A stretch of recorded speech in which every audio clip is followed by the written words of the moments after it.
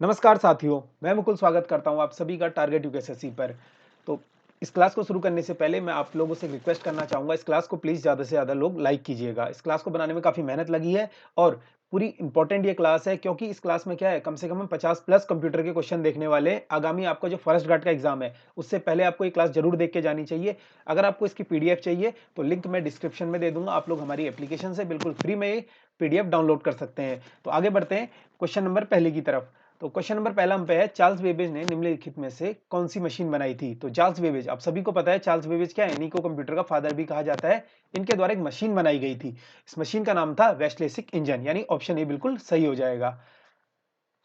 आगे बढ़ते हैं क्वेश्चन नंबर सेकंड की ओर। भारत का पहला सुपर कंप्यूटर किसे माना जाता है? तो ये क्वेश्चन काफी इंपॉर्टेंट क्वेश्चन है, काफी बार एग्जाम में पूछा गया है कि सुपर कंप्यूटर कौन सा है भारत का प्रथम। तो ये हो जाएगा परम 8000, ऑप्शन सी बिल्कुल सही हो जाएगा। और इसे विकसित किसने करा था? तो सीडैक पुणे ने इसे विकसित किया था। आगे बढ़ते हैं क्वेश्चन नंबर थर्ड की ओर। क्वेश्चन नंबर थर्ड हम पे है, हाल ही में राष्ट्रीय सुपर कंप्यूटिंग मशीन के अंतर्गत स्थापित सुपर कंप्यूटर परम प्रवेग की क्षमता कितनी है? तो काफी इंपॉर्टेंट ये क्वेश्चन है। देखिए, इस टाइप के क्वेश्चन आपको मिल जाएंगे। ये क्वेश्चन वही क्वेश्चन है जो आपके सेंटर के एग्जाम में पूछे जाते हैं या फिर अदर स्टेट्स में पूछे जाते हैं, क्योंकि महत्वपूर्ण ये क्वेश्चन रहते हैं। देखिए, अब कंप्यूटर आपको पता है आयोग जो है काफी डीप पूछ रहा है, तो इसीलिए क्या है, कंप्यूटर के हमने थोड़ा अलग से क्वेश्चन लाने की कोशिश की है। तो ये इंपॉर्टेंट क्वेश्चन है, इसकी पीडीएफ आप जरूर देख के जाइएगा जाने से पहले। और साथ ही साथ आपको पीडीएफ चाहिए तो मैंने आपको बता दिया, एप्लीकेशन आपको डाउनलोड करनी है, टारगेट यूकेएसएससी बाय अंकित सर, वहां पर आपको इसकी पीडीएफ मिल जाएगी। तो क्वेश्चन हमारा है ये, करंट अफेयर का भी है और कंप्यूटर का भी हो जाएगा। हाल ही में राष्ट्रीय सुपर कंप्यूटिंग मशीन के अंतर्गत स्थापित सुपर कंप्यूटर परम प्रवेग की क्षमता कितनी है? तो जो हमारा सुपर कंप्यूटर है परम प्रवेग, इसकी क्षमता हमें बतानी है कितनी है। तो इसकी क्षमता यहाँ पर मिसिंग है, तो इसकी क्षमता हो जाएगी 3.3 पेटाफ्लक्स। 3.3 पेटाफ्लक्स। ठीक है, इस चीज को आप नोट कर सकते हैं, काफी इंपॉर्टेंट है क्वेश्चन है। तो ऑप्शन सी बिल्कुल हम पे सही हो जाएगा। आगे बढ़ते हैं क्वेश्चन नंबर फोर्थ की ओर। क्वेश्चन नंबर फोर्थ हम पे है, निम्न में से कौन एक समय में कई उपयोगकर्ताओं को सपोर्ट करता है? तो कौन एक समय में कई उपयोगकर्ताओं को सपोर्ट करता है, हमें बताना है। इसका हो जाएगा मिनी कंप्यूटर, ऑप्शन बी हम पे बिल्कुल सही हो जाएगा। अच्छा, हम लोग जो घर में इस्तेमाल करते हैं वो मिनी कंप्यूटर ही होता है एक्चुअली, ठीक है। तो सुपर कंप्यूटर होता है जो आपने देखा होगा बड़ी बड़ी प्रयोगशालाओं में इस्तेमाल होता है या फिर मौसम वैज्ञानिकों के पास इस्तेमाल होता है। तो मिनी कंप्यूटर एक समय में कई उपयोगकर्ताओं को इस्तेमाल कर सकता है। मिनी कंप्यूटर को माइक्रो कंप्यूटर से छोटे होते हैं, ठीक है, आपको याद रखना है। ये क्या होता है, मिनी कंप्यूटर माइक्रो कंप्यूटर से बड़े होते हैं और मेन फ्रेम कंप्यूटर से छोटे होते हैं। क्वेश्चन नंबर 5 देख लेते हैं। मेन फ्रेम या सुपर कंप्यूटर में एक्सेस के लिए यूजर्स अक्सर डैश का उपयोग करते हैं। तो मेन फ्रेम में क्या होता है, कंप्यूटर सुपर मेन फ्रेम या सुपर कंप्यूटर में एक्सेस के लिए यूजर्स अक्सर डैश का प्रयोग करते हैं। तो किसका प्रयोग करते हैं? टर्मिनल का, ऑप्शन ए बिल्कुल सही हो जाएगा यहाँ पर। अच्छा, मेन फ्रेम या सुपर कंप्यूटर में एक्सेस के लिए उपयोग करता है, अक्सर टर्मिनल का प्रयोग तो करते ही हैं। टर्मिनल एक मुख्य रूप से वीडियो टर्मिनल एवं वर्क स्टेशनों का समावेश होता है। ये इनपुट और आउटपुट उपकरण नेटवर्क में डाटा भेजने के, प्राप्त करने के कार्य करते हैं। तो इस चीज को भी आपको नोट करते हुए चलना है। आगे देखते हैं क्वेश्चन नंबर 6, सुपर कंप्यूटर का उदाहरण है। तो यहाँ पर देखिए, सुपर कंप्यूटर का उदाहरण है, अब हमने अक्सर क्रे पढ़ा है, सुपर कंप्यूटर है, ये तो हो ही जाएगा। क्रे XMP24 भी हो जाएगा और तिहान्हे भी टू भी यही हो जाएगा, ठीक है। तो उपयुक्त तीनों, इसका आंसर बिल्कुल सही हो जाएगा कि तीनों ही क्या है, हमारे सुपर कंप्यूटर हैं। इस चीज को आपको नोट करना है। क्वेश्चन नंबर 7 देख लेते हैं। निम्नलिखित में से कौन भारत में विकसित सुपर कंप्यूटर नहीं है? तो आप सभी को पता है भारत ने काफी ज्यादा क्या है, सुपर कंप्यूटर बनाए थे। तो इनमें से बताना है आपको कि कौन भारत में विकसित सुपर कंप्यूटर नहीं है। तो इसका ऑप्शन डी बिल्कुल सही हो जाएगा, जुगाड़। जुगाड़ क्रे T2 इसका हो जाएगा सही उत्तर। परम पदम, ये भी कंप्यूटर हो जाएगा, सुपर कंप्यूटर भारत में विकसित। अनुपम हो ही जाएगा, ठीक है, और ये वाला हम ऊपर देख ही चुके हैं, ये भी हो जाएगा। आगे बढ़ते हैं क्वेश्चन नंबर 8 की ओर। निम्नलिखित में से कौन सा विश्व का पहला लैपटॉप कंप्यूटर बाजार में लाया?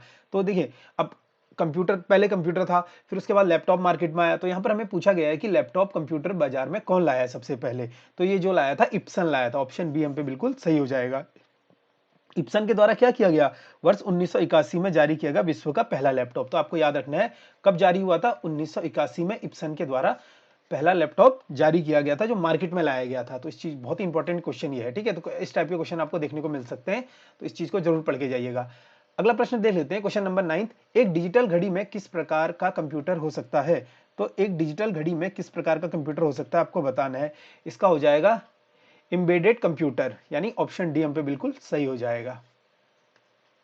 डिजिटल घड़ी एम्बेडेड कंप्यूटर प्रणाली द्वारा संचालित ऑपरेट होती है, ठीक है, तो इस चीज को आपको याद रखना है, कंप्यूटर द्वारा ऑपरेट होती है।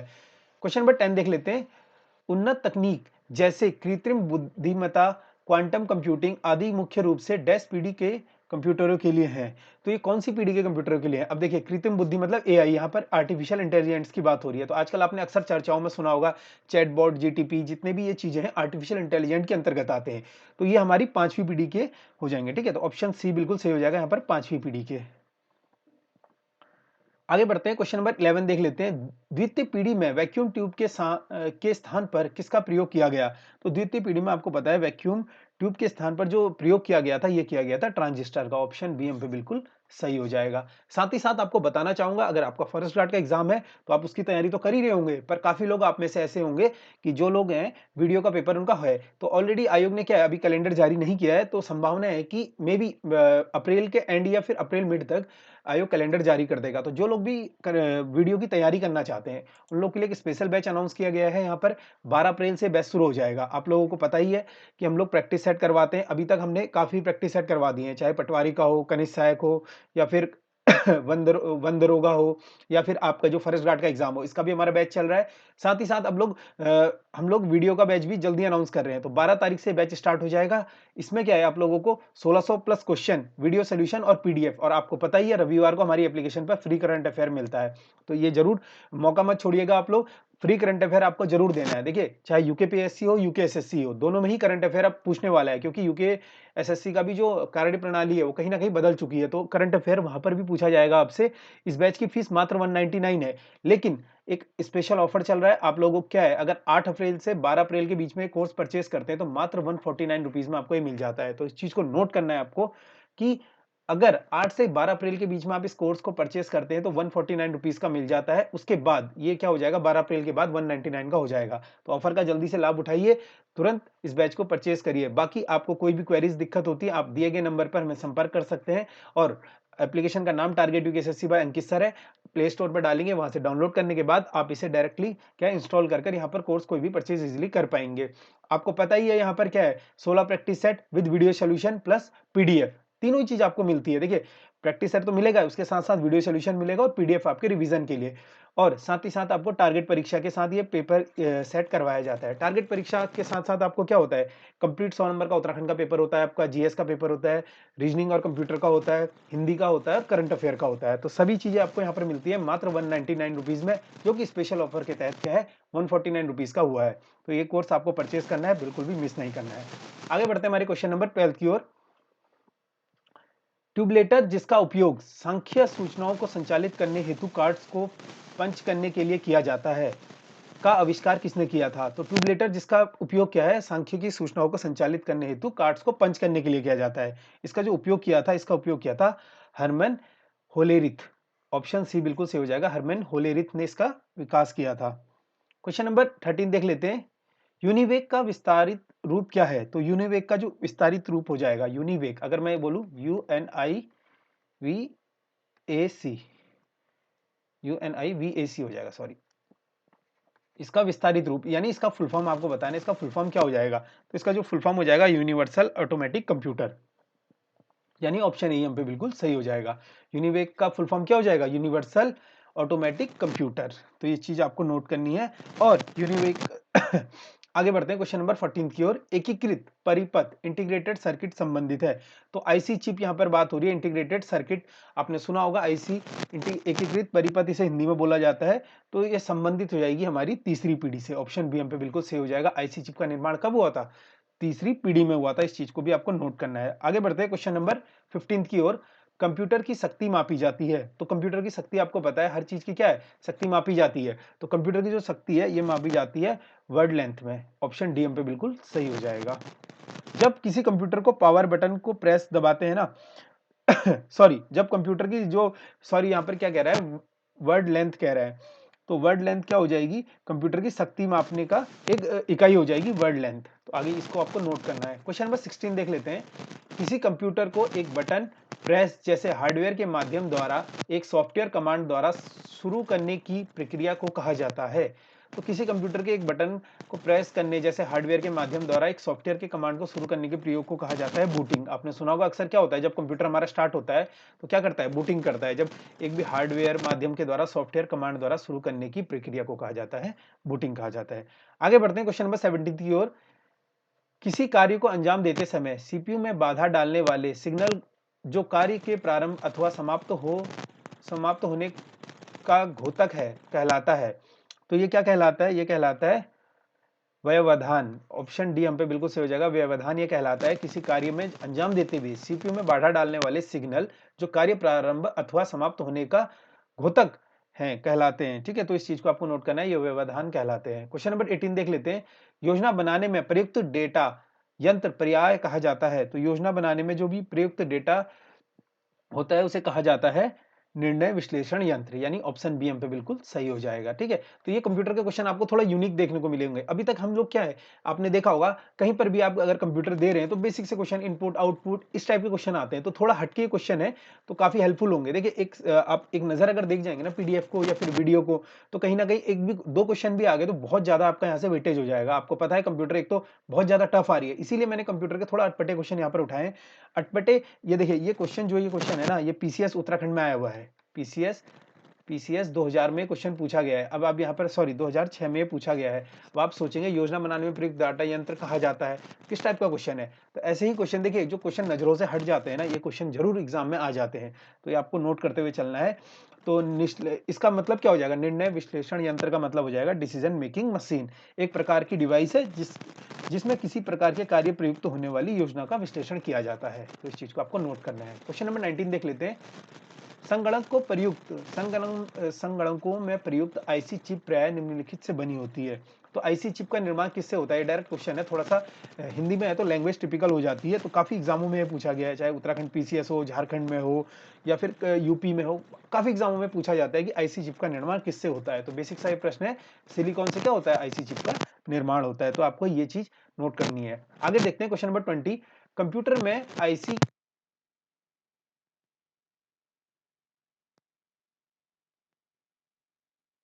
यानी ऑप्शन सी सही हो जाएगा, इंटीग्रेटेड सर्किट हो जाएगा। मैंने अभी ऊपर आपको बताया था ना, आईसी का अर्थ क्या होता है, एकीकृत इंटीग्रेटेड सर्किट होता है। क्वेश्चन नंबर 21 देख लेते हैं। सूचना प्रौद्योगिकी संशोधन अधिनियम 2008 27 अक्टूबर डैश को लागू हुआ।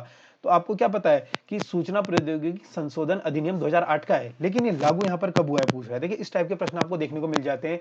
कभी आपसे क्या है, अधिनियम ना पूछकर पूछ लेगा कब लागू हुआ था। तो ये लागू हुआ था 27 अक्टूबर 2009 को लागू हुआ था। ये चीज आपको नोट करनी है। ठीक है, तो ऑप्शन ए इसका बिल्कुल सही हो जाएगा। आगे देखते हैं क्वेश्चन नंबर 22। बुनियादी कंप्यूटर प्रोसेसिंग चक्र में डैश शामिल होता है। तो बुनियादी कंप्यूटर प्रोसेसिंग चक्र में डैश शामिल होता है। यहाँ पर क्या क्या शामिल होंगे, एक तो इनपुट होगा आपका, दूसरा क्या हो गया प्रोसेसिंग और आउटपुट। यानी यहाँ पर क्या होगा, ऑप्शन ए बिल्कुल सही हो जाएगा। आपको बताया ना मैंने, ये कंप्यूटर है मान लीजिए, यहाँ पे क्या है, आप इनपुट देंगे, फिर सीपीयू में जाएगा, प्रोसेस होगा, फिर आपका क्या है डिस्प्ले पे आउटपुट होगा। तो इस टाइप से क्या होता है, बुनियादी कंप्यूटर प्रोसेसिंग चक्र एक टाइप का होता है। देखिए चक्र क्या है, मान लीजिए मैं यहाँ पर माउस से कमांड दे रहा हूँ, ये मैंने इस माउस से कमांड दी, तो यहाँ से क्या है, मैंने कर्सर को हिलाया, फिर ये कहा गया सीपीयू में गया, सीपीयू में प्रोसेस हुआ एक, फिर प्रोसेस होकर सीपीयू से कहाँ आया, मॉनिटर पे आपको ब्लिंक होता हुआ दिख रहा है। तो एक टाइप का एक चक्र हो गया। तो इस चीज को भी आपको नोट करते हुए चलना है। आगे बढ़ते हैं क्वेश्चन नंबर 23। काफी लंबा चौड़ा ये प्रश्न है। एक इलेक्ट्रॉनिक डिजिटल प्रोग्राम योग्य कंप्यूटिंग डिवाइस जिसका उपयोग द्वितीय विश्व युद्ध के दौरान गणुलेख को पढ़ने के लिए किया गया था, उसे डैश कहा जाता है। तो गुणलेख को पढ़ने के लिए जो द्वितीय विश्व युद्ध के दौरान कंप्यूटर था एक इलेक्ट्रॉनिक डिवाइस, उसे क्या कहा जाता है यहाँ पर आपको बताना है। तो इसे कहा जाता है कालोसस। तो ये चीज आपको नोट करनी है, कालोसस इसे कहा जाता है। ऑप्शन डी हम पे बिल्कुल सही हो जाएगा। आगे देखते हैं क्वेश्चन नंबर 24। निम्नलिखित में से कौन तीसरी पीढ़ी संगणक का मुख्य इलेक्ट्रॉनिक अवयव है। तो कौन हो जाएगा ये अवयव, निम्नलिखित कौन सा तीसरी पीढ़ी संगणक मुख्य इलेक्ट्रॉनिक अवयव है। तो ये आपको बताना है, ये हो जाएगा आपका समेकित परिपथ, यानी ऑप्शन डी हम पे बिल्कुल सही हो जाएगा। ये क्या है, देखिए थर्ड जनरेशन कंप्यूटर में प्रारंभ में 1900, अगर अब मैं यहाँ पर बात करूं तीसरी पीढ़ी का, तो तीसरी पीढ़ी का जो प्रारंभ होता है ये कब होता है, 1964 में इसका प्रारंभ होता है। और इसका मुख्य इलेक्ट्रॉनिक अवयव यानी कंपोनेंट यहाँ पर बात हो रही है, अवयव का मतलब होता है कंपोनेंट। ठीक है, इस चीज को इंग्लिश मीडियम वाले जो है इस चीज को देखिएगा, थोड़ा सा हिंदी में अटपटा हो जाता है, मैं मानता हूं, मैंने आपको काफी बार बताया कंप्यूटर जो है इंग्लिश में पढ़नी चाहिए, उससे क्या होता है काफी आपको जो टर्म्स हैं वो जल्दी इजीली आप ग्रैब कर जाते हैं। तो इसका अर्थ हो जाएगा कंपोनेंट। तो 1964 में क्या होता है, थर्ड पीढ़ी के जनरेशन के कंप्यूटर की स्टार्ट होती है और समेकित परिपथ क्या हो जाएगा, इंटीग्रेटेड सर्किट, जो ट्रांजिस्टर से युक्त उपकरण होती है। ठीक है, तो इस चीज को आपको नोट करना है। क्वेश्चन नंबर 25 देख लेते हैं, किस प्रकार के कंप्यूटरों का सर्वाधिक प्रयोग किया जाता है। तो ये काफी बेसिक सा ही प्रश्न है और एग्जाम में पूछा गया है, पीसीएस 2007 में पूछा गया प्रश्न है उत्तराखंड के एग्जाम में, कि किस प्रकार के कंप्यूटर का सर्वाधिक प्रयोग किया जाता है। तो यहाँ पर जो माइक्रो कंप्यूटर होते हैं ना, इसका सर्वाधिक प्रयोग किया जाता है, ऑप्शन डी बिल्कुल सही हो जाएगा। Micro computer in the sense कि हम लोग जो आजकल सर्वाधिक प्रयोग किए जाने वाले कंप्यूटर माइक्रो कंप्यूटर हैं। ठीक है, तो आपको ये पता होना चाहिए। इसके अंतर्गत डेस्कटॉप कंप्यूटर या फिर जो आपके गेम्स पीसी हैं, लैपटॉप हैं, नोटबुक, टैबलेट, तमाम जो आपके पीडीए आपने सुना होगा, ये सभी किसके अंतर्गत आते हैं, माइक्रो कंप्यूटर के अंतर्गत आते हैं। क्वेश्चन नंबर 26 देख लेते हैं, कंप्यूटर अपनी शक्ति प्राप्त करता है।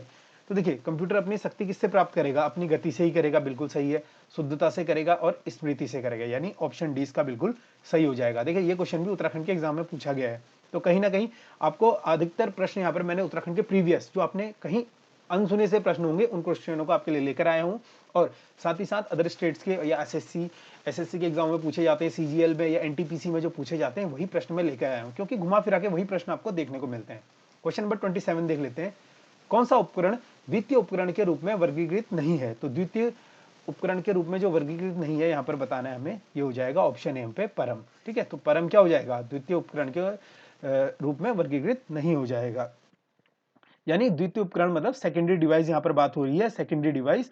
और एक द्वितीय भंडारण उपकरण सेकेंडरी स्टोरेज डिवाइस या बाहरी एक्सटर्नल स्टोरेज के रूप में जाना जाता है। क्वेश्चन नंबर 28 देख लेते हैं, निम्नलिखित में से कौन सी भाभा परमाणु अनुसंधान केंद्र द्वारा विकसित सुपर कंप्यूटर परियोजना है। तो बार्क या पर भाभा परमाणु अनुसंधान केंद्र द्वारा विकसित सुपर कंप्यूटर परियोजना है, ये काफी इंपॉर्टेंट है, ये हो जाएगा अनुपम, ऑप्शन डी इसका बिल्कुल सही हो जाएगा। बार्क के द्वारा क्या है, 1991 में एक पैरेलल प्रोसेसिंग तकनीकी के आधार पर क्या किया गया था, रिसर्च की गई थी, जिसमें ये आपका कंप्यूटर विकसित किया गया था, अनुपम, ये आपको नोट करते हुए चलना है। क्वेश्चन नंबर 29 देख लेते हैं, डॉक्टर के द्वारा प्रयुक्त शब्द सीएटी स्कैन का अर्थ होता है। तो आपने सुना होगा कि डॉक्टर में जब बोलते नहीं स्कैन करवा लो सीएटी या सीटी स्कैन, शायद इसको मे बी यही बोलते हैं, तो ये इसका अर्थ क्या होता है सीएटी का। सीएटी का जो अर्थ हो जाएगा, ये कंप्यूटर की टेक्नोलॉजी में हो जाएगा, कंप्यूटर के टर्म्स में हो जाएगा कंप्यूटराइज एक्सेल टोमोग्राफी, यानी ऑप्शन बी हम पे बिल्कुल सही हो जाएगा, ऑप्शन बी बिल्कुल सही हो जाएगा। आगे बढ़ते हैं क्वेश्चन नंबर 30 की ओर, टोपोलॉजी एक समृद्ध पाशा क्लोज्ड लूप में बस टोपोलॉजी है, यह डेटा एक दिशा में रिंग के चारों ओर घूमता है डैश। तो यहाँ पर आपको बताना है डैश टोपोलॉजी, यानी कौन सी टोपोलॉजी। आपको पता है आपके पास अलग अलग प्रकार की टोपोलॉजी होती है, टोपोलॉजी आपने देखा होगा ना, मैंने कंप्यूटर में आपको प्रैक्टिस सेटों में कराया हुआ है कि क्या होता है, रिंग टोपोलॉजी होती है, स्टार टोपोलॉजी होती है, जो हमारे कंप्यूटर के पार्ट या फिर सिस्टम या पार्ट्स वगैरह जुड़े होते हैं ना, कोई डोंगल या फिर ये किसी तरीके से अलग अलग तरीके से ये लोग जुड़े होते हैं, तो इन्हीं को टोपोलॉजी कहा जाता है। तो यहाँ पर हमें बताना है कि कौन सी टोपोलॉजी एक समृद्ध पाशा क्लोज लूप बस टोपोलॉजी है, यहाँ डेटा एक दिशा में रिंग के चारों ओर घूमता है, तो ये मेश में घूमता है, ऑप्शन ए बिल्कुल सही हो जाएगा। मेश में क्या होता है, क्लोज लूप में ये घूमता है, तो आपको ये चीज नोट करनी है। आगे बढ़ते हैं क्वेश्चन नंबर 31 की ओर, सीपीयू द्वारा मेमोरी में किस लोकेशन के एक्सेस में लगने वाले समय निम्न में से कौन सा है। तो सीपीयू में जो सीपीयू द्वारा मेमोरी में किसी लोकेशन का एक्सेस में लगने वाले समय कौन सा हो जाएगा, यहाँ पर ये हो जाएगा memory access time, option D हम पे बिल्कुल सही हो जाएगा। तो काफी इंपॉर्टेंट ये क्वेश्चन भी है, इसमें क्या है कि ये प्रीवियस ईयर में पूछा गया है, तो आरआरबी एनटीपीसी 2022, हाल ही में आरआरबी एनटीपीसी में 2022 में पूछा गया प्रश्न है, तो काफी इंपॉर्टेंट ये प्रश्न है। क्वेश्चन नंबर 32 देख लेते हैं, कंप्यूटर में स्मृति के प्रकार हैं। तो कंप्यूटर में स्मृति के प्रकार कौन कौन से हो जाएंगे, देखिए सबसे पहले आपका क्या है, सेमीकंडक्टर, ये तो स्मृति हो जाएगी, बिल्कुल हो जाएगी, ठीक है। और इसी के साथ साथ मैग्नेटिक, ये भी स्मृति हो जाएगी। ऑप्शन सी सर्वर, को ये कोई स्मृति नहीं है सर्वर, बल्कि आपको पता है सर्वर एक अलग चीज होती है, इंटरनेट से प्रयुक्त शब्द है। और ऑप्टिकल, ये भी स्मृति हो जाएगी, यानी ऑप्शन 1 2 4 ऑप्शन हम पे मिसिंग है, ठीक है। तो ऑप्शन सी हम पे मिसिंग है, थर्ड वाला ऑप्शन, तो आपको यहाँ पर लिख लेना है, इसका सी ऑप्शन से हो जाएगा 1 2 और 4 यहाँ पर बिल्कुल सही हो जाएंगे। आगे बढ़ते हैं क्वेश्चन नंबर 33 की ओर, कंप्यूटर सिस्टम हार्डवेयर द्वारा व्यवस्थित दुर्तर महंगा और अपेक्षाकृत छोटा संग्रह रूप क्या है। तो यहाँ पर आपको बताना है छोटा संगत रूप क्या है। तो क्रैश यहाँ पर सिंपली आपको पूछ रहा है कि सबसे छोटी मेमोरी, या फिर देखिए थोड़ा इसीलिए मैं बोलता हूँ ना, अब काफी बच्चों की यहाँ पर मैक्सिमम बच्चों की डिमांड ये रहती है कंप्यूटर का पेपर हिंदी में कराया जाए। तो ये टर्म शायद आपने, मैं खुद ही मैं पहली बार देख रहा हूँ। देखिए कंप्यूटर मैक्सिमम लोग हमने क्या है देखा हुआ है कि इंग्लिश में पढ़ते हैं, तो हिंदी में थोड़ा सा एक ग्रैप करने के लिए, क्योंकि टर्म्स हमने सुने नहीं होते हैं। आजकल हम लोग मोबाइल चला रहे हैं, तो मोबाइल भी क्या है एक कंप्यूटर का एक मतलब जो एडवांस फीडिंग का ही आप चीज कह सकते हैं। आजकल तो आपके कंप्यूटर फोन में ही पूरा एक टाइप का कंप्यूटर है। लोग जो पहले काम कंप्यूटर पे करते थे आज फोन पे ही कर लेते हैं। तो कहीं ना कहीं ये आपने देखा है कि टेक्नोलॉजी जब बढ़ती जाती है तो इस चीज को हमें क्या है, अब फोन से हम डेली अपने अभी एक एग्जांपल मैं आपको दूं, आपकी कितने लोग हैं जिनकी फोनों की सेटिंग जो है हिंदी है। तो अगर आप फोन को हिंदी में नहीं चलाते हैं तो ऑब्वियस सी बात है आपको यहाँ पर कंप्यूटर भी थोड़ा इंग्लिश में पढ़नी पड़ेगी, क्योंकि इसमें क्या है जितने भी टर्म्स एंड टेक्नोलॉजीज के जो चीजें होती हैं आपने कहीं ना कहीं सुनी हुई होती हैं, तो आप इजीली उनको ग्रैप करते हैं। आगे बढ़ते हैं क्वेश्चन नंबर 34 की ओर। 34 क्वेश्चन हम पे आजकल सबसे अधिक प्रयोग होने वाली निवेश युक्ति है। तो आजकल जो सबसे ज्यादा प्रयोग होने वाली निवेश युक्ति है, मतलब यहाँ पर इनपुट डिवाइस कह रहा है। निवेश युक्ति मतलब इनपुट डिवाइस जो सबसे ज्यादा प्रयोग होती है। तो इस चीज को देखिए, अब यहाँ पर निवेश युक्ति, अब आप आधे लोग को पता ही नहीं लगा होगा इनपुट डिवाइस। जो निवेश युक्ति क्या होता है, जो सबसे ज्यादा प्रयोग होने वाली है वो माउस है। ठीक है, तो माउस के बिना क्या होता है, आप कैसे इनपुट करेंगे, तो माउस क्या है सबसे ज्यादा निवेश होने वाली युक्ति है। आगे बढ़ते हैं क्वेश्चन नंबर 35 की ओर। मूल निवेश निर्गम प्रणाली कंप्यूटर में विद्यमान रहती है। तो मूल निवेश निर्गम प्रणाली कंप्यूटर में विद्यमान जो रहती है उसे हार्ड डिस्क पर। ऑप्शन ए बिल्कुल सही हो जाएगा। आगे बढ़ते हैं क्वेश्चन नंबर 36 की ओर। कंप्यूटर सिस्टम में कौन सी युक्ति कीबोर्ड के विपरीत अपोजिट कार्य करती है। तो कंप्यूटर सिस्टम में जो युक्ति है कीबोर्ड के विपरीत अपोजिट कार्य करती है, ये करती है प्रिंटर। ऑप्शन डी हम पे बिल्कुल सही हो जाएगा। ये क्या करती है, कीबोर्ड क्या होता है हमारा, ये ट्रैक बॉल क्या है इनपुट डिवाइस है, जॉयस्टिक हमारा इनपुट डिवाइस है, माउस क्या है इनपुट डिवाइस है। तो कीबोर्ड के विपरीत यहाँ पर कीबोर्ड भी क्या हो जाएगा, इनपुट डिवाइस हो जाएगा। देखिए क्वेश्चन को किस तरीके से घुमाया गया आपको ये देखना है। सिंपली उसने ये नहीं पूछा कि इनमें से कौन सा आउटपुट डिवाइस है, पर यहाँ पर पूछ लिया कंप्यूटर सिस्टम में कौन सी युक्ति कीबोर्ड के विपरीत अपोजिट या अपोजिट यहाँ पर होना चाहिए था, तो कार्य करती है। तो ये जो कार्य करती है प्रिंटर करता है। ऑप्शन डी हम पे बिल्कुल सही हो जाएगा। ठीक है, तो अपोजिट यहाँ पर हो जाएगा। ये थोड़ा सा टाइपिंग एरर हो जाता है, तो इस चीज को माइंड मत कीजिएगा। तो यहाँ पर सीधा सीधा आपको बताना था कि कौन सी आपकी आउटपुट डिवाइस है। तो प्रिंटर क्या हो जाएगी हमारी आउटपुट डिवाइस। ठीक है, इस चीज को भी आप नोट कर सकते हैं, प्रिंटर क्या हो जाएगा आउटपुट डिवाइस हो जाएगा। आगे बढ़ते हैं क्वेश्चन नंबर 37 की ओर। कंप्यूटर प्रोग्राम के लिए दूसरा नाम है। तो कंप्यूटर प्रोग्राम के लिए जो दूसरा नाम है ये हो जाएगा कंप्यूटर सॉफ्टवेयर। ऑप्शन बी हम पे बिल्कुल सही हो जाएगा। जो प्रोग्राम होते हैं आपने देखा होगा इन्हीं को क्या कहा जाता है, कंप्यूटर सॉफ्टवेयर। या फिर एक और आपने सुना होगा, सॉफ्टवेयर भी दो प्रकार के होते हैं, एक होते हैं एप्लीकेशन सॉफ्टवेयर, एक होता है सिस्टम सॉफ्टवेयर। तो इन दोनों को ही आपको नोट करना है। सॉफ्टवेयर एप्लीकेशन सॉफ्टवेयर होते हैं और सिस्टम सॉफ्टवेयर होते हैं। क्वेश्चन नंबर 38 देख लेते हैं। निम्नलिखित में से कौन सा ऑपरेटिंग सिस्टम नहीं है।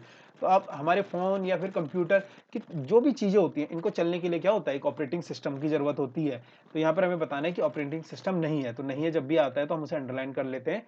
बाकी डॉस एक ऑपरेटिंग सिस्टम हो जाएगा। ओरेकल, देखिए ओरेकल यहाँ पर नहीं होगा। ऑप्शन बी हम पे बिल्कुल सही हो जाएगा। और लिनक्स भी क्या है ऑपरेटिंग सिस्टम है, और विंडोज भी क्या है ऑपरेटिंग सिस्टम है। तो इस चीज को आपको नोट करना है। ओरेकल क्या होता है ऑपरेटिंग सिस्टम ना होकर ये क्या है एक, इसका फुल फॉर्म आप लिख लीजिए। इसका फुल फॉर्म, ओरेकल की फुल फॉर्म इंपॉर्टेंट है पहले, तो इसकी फुल फॉर्म लीजिए। इसकी फुल फॉर्म हो जाएगी LE। ठीक है, इसकी फुल फॉर्म हो जाएगी OCK, rigid automatic computer and logical engine. ठीक है, automatic computer and logical engine.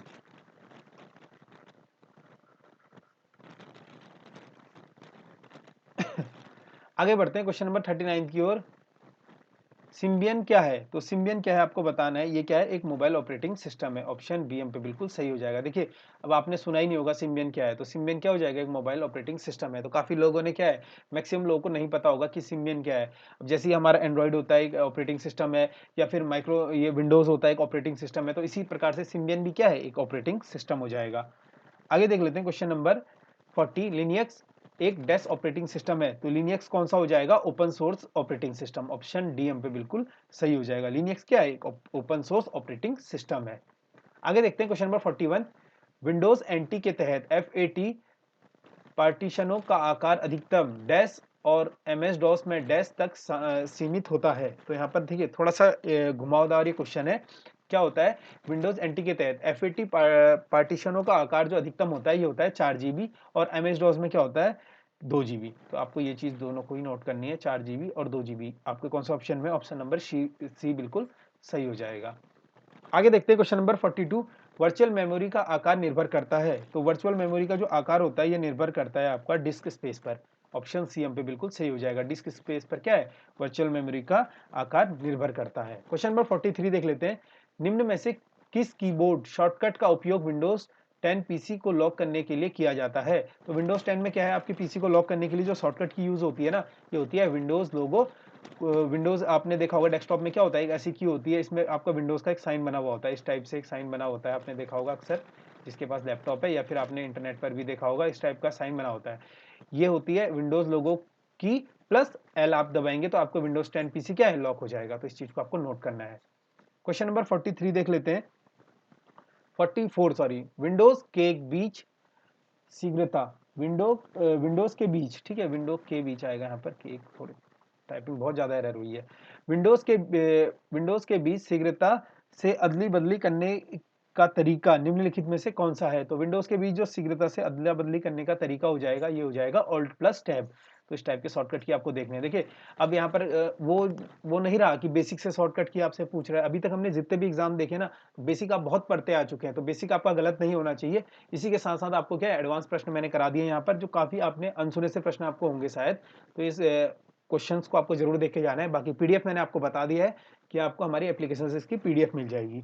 आगे बढ़ते हैं क्वेश्चन नंबर 45 की ओर। निम्नलिखित में से कोडांतरण भाषा, यानी कोडांतरण भाषा असेंबली लैंग्वेज का यंत्र कूट मशीन कोड के अनुवाद कौन करता है? तो अब आपको पता ही है असेंबलर क्या है, जो असेंबली लैंग्वेज को मशीनी कोड में बदलता है। तो ये बेसिक सा प्रश्न था, थोड़ा सा घुमावदार भाषा से यहाँ पर थोड़ा टफ बना दिया इसको। तो असेंबलर क्या करता है, ये असेंबली लैंग्वेजों को मशीनी कोड में अनुवाद करता है। आगे बढ़ते हैं क्वेश्चन नंबर 46। कंप्यूटर की मशीनी भाषा डैश आधारित है। कंप्यूटर की मशीनी भाषा आधारित है, तो कंप्यूटर की जो मशीनी भाषा आधारित हो जाएगी, ये हो जाएगी ब्लूज बीजगणित पर, यानी ऑप्शन सी बिल्कुल सही हो जाएगा। ब्लूज बीजगणित पर आधारित है कंप्यूटर की मशीनी भाषा,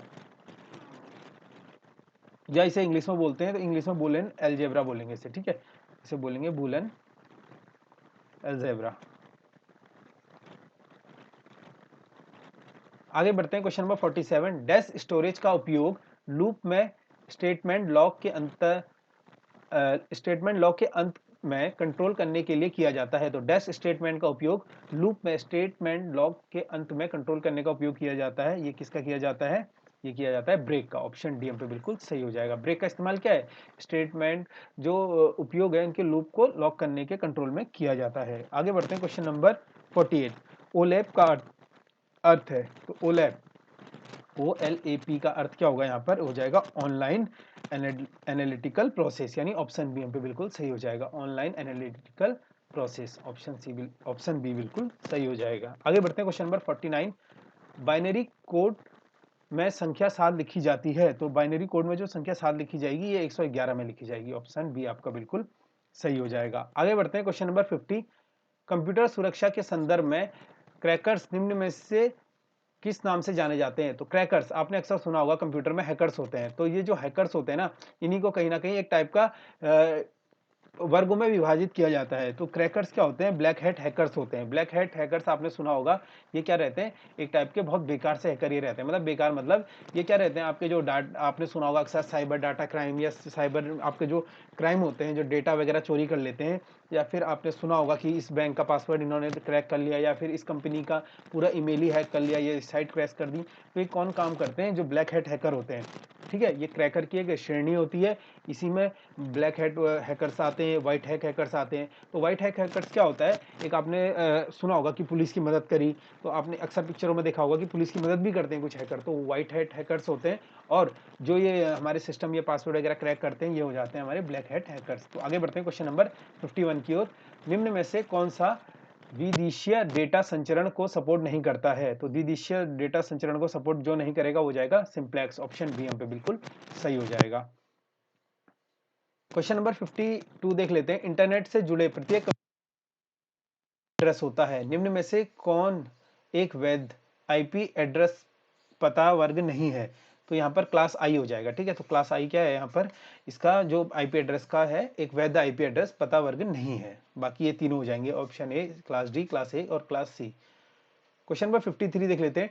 टेलीविजन ट्रांसमिशन निम्न में से किसका उदाहरण है? तो टेलीविजन ट्रांसमिशन किसका उदाहरण हो जाएगा यहाँ पर?